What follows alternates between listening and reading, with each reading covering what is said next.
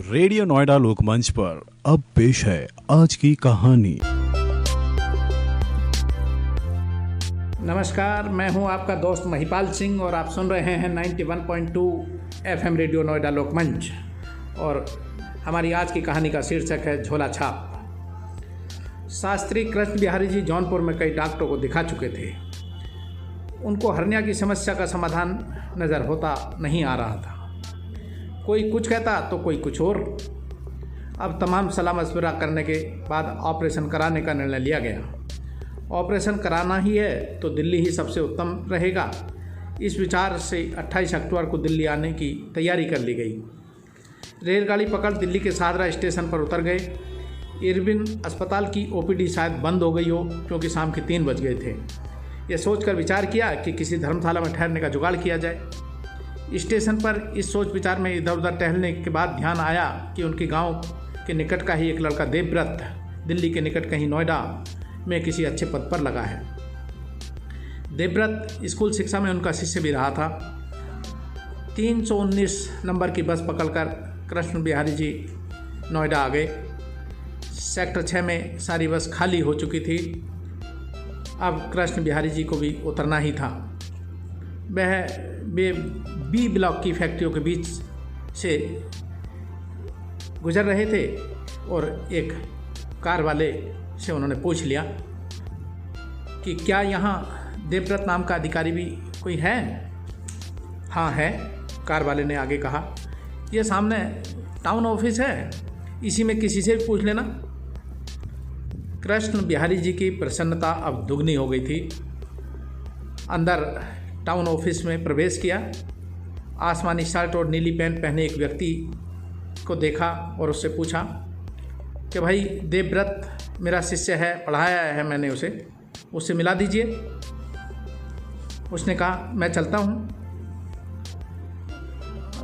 वह सीढ़ियों से चलकर पहली मंजिल पर ले गया और आगे कहा मेरा नाम बिष्ट है, साहब से बता देना कि मैंने पहुंचाया आपको। सीधा साहब के कमरे में घुस रहा था तो बाहर साइड में खड़े अर्दली ने टोका, अरे साहब के गुरुजी हैं ये।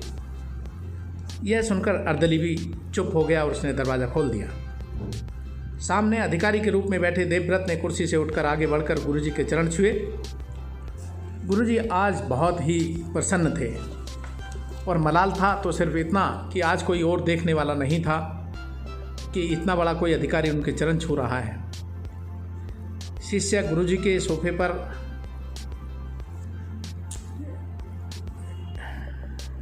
बैठाकर स्वयं भी सोफे की सिंगल चेयर पर बैठ गया था। पानी, चाय, बिस्कुट, मिठाई आदि क्रम से आते जा रहे थे।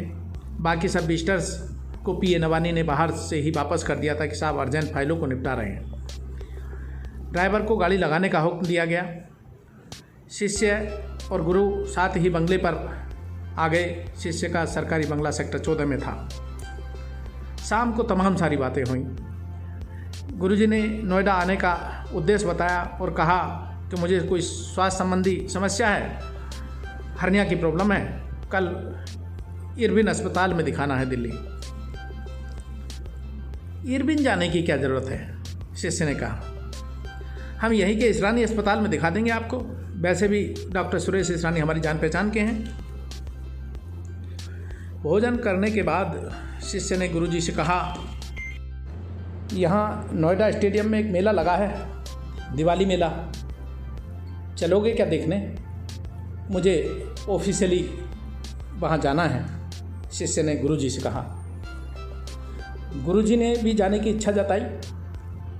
शिष्य के साथ गुरुजी दिवाली मेला देखने चले गए।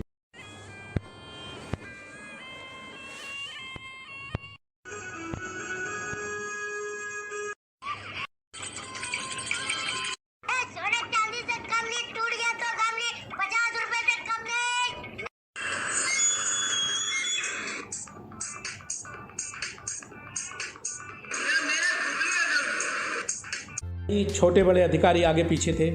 सभी स्टॉल बड़े व्यवस्थित ढंग से सजी हुई थी। खाने पीने की लाइन अलग थी। स्कूटर मोटरसाइकिल के नए मॉडल भी प्रदर्शित किए गए थे। एक दो बैंक की स्कीम का प्रचार करती हुई स्टॉल भी थी। वस्त्रों एवं चीनी मिट्टी के बर्तन भी बिक्री हेतु उपलब्ध थे। कुछ सहारनपुर के फर्नीचर भी थे। एक मंच सजा था जहां कोई सांस्कृतिक कार्यक्रम होना था। फायर ब्रिगेड से कुछ पहले एक एम्बुलेंस खड़ी थी, रेड क्रॉस की थी और उसके साथ में एक स्टॉल थी। प्रत्येक स्टॉल का मुआयना जैसे अधिकारी नहीं, अब गुरुजी ही कर रहे थे। रेड क्रॉस की स्टॉल के पास मुआयना करते हुए देखा कि उनके बगल में एक डॉक्टर की स्टॉल है।